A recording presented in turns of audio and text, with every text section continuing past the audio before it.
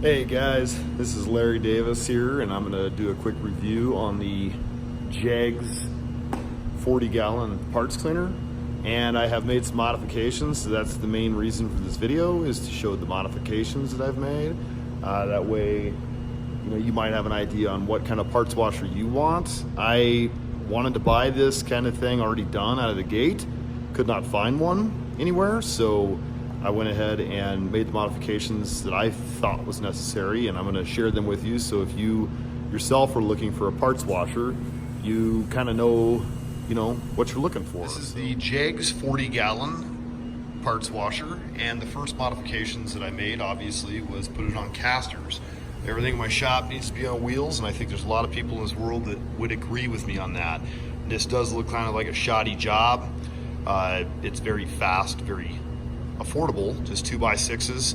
I obviously put 2 on the sides, and then I didn't even screw the legs in. There's a lip of metal on the legs that go in like that, and I just sandwiched the boards on each side to kind of encapsulate the parts washer. So that modification was very needed, and I did not adjust the shelf height. I just left it alone. But the next thing I did, I needed to have some sort of a latch system because I want my solvent to not evaporate.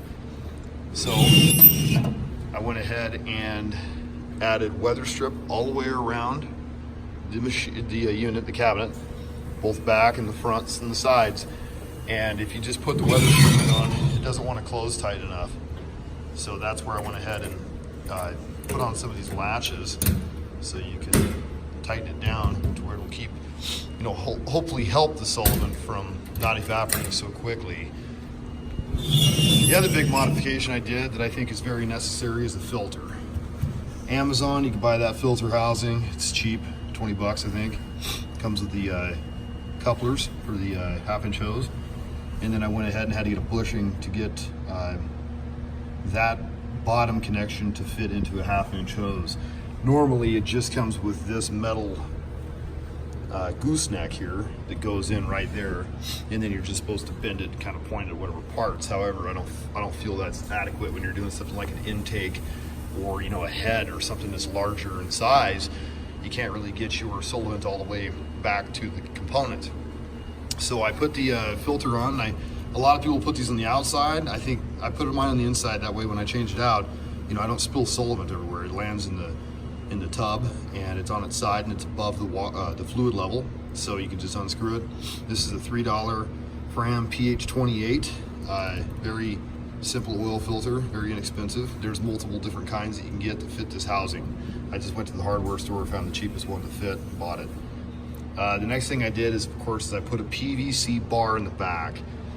Very simple, spread of 9 inches in center, and I just got T's with half-inch thread fittings, and then I got bushings from 1/2 inch to 1/4 inch, and then these gooseneck arms you buy on Amazon for a couple bucks. They're really cheap, and you can adjust the length to whatever you want. They also have different heads.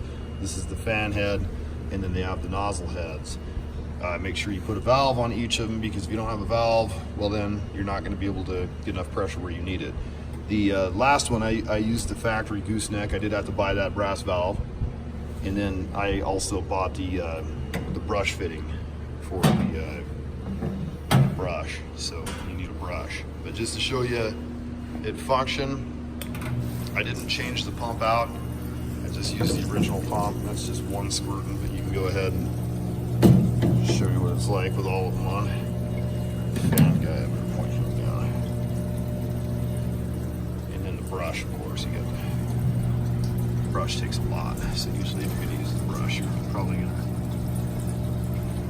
not have them all on. But you can see right there, the pump's adequate enough to get all of the nozzles spraying. If you want more volume on one, you just adjust it accordingly, just trench them back, go all in, whatever you want to do there. But this modification was pretty simple.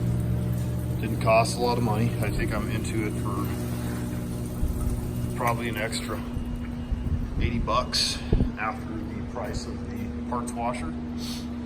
And then the last modification I made that I always find myself needing is the shelf on the side.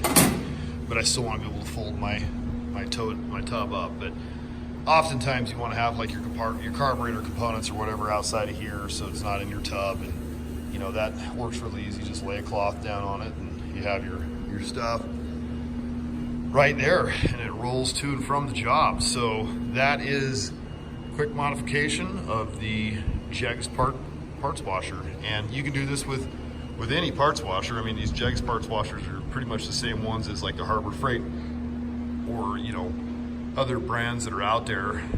I think you can do this to any of them. This is 10 gallons of Sullivan here, by the way. You can see it's just a little bit low. Probably needs 15 to really work good, but the dang Tractor Supply only had 10 gallons, so I'm gonna have to go back later. But yeah, that's a quick review of parts washer. Thanks for tuning in.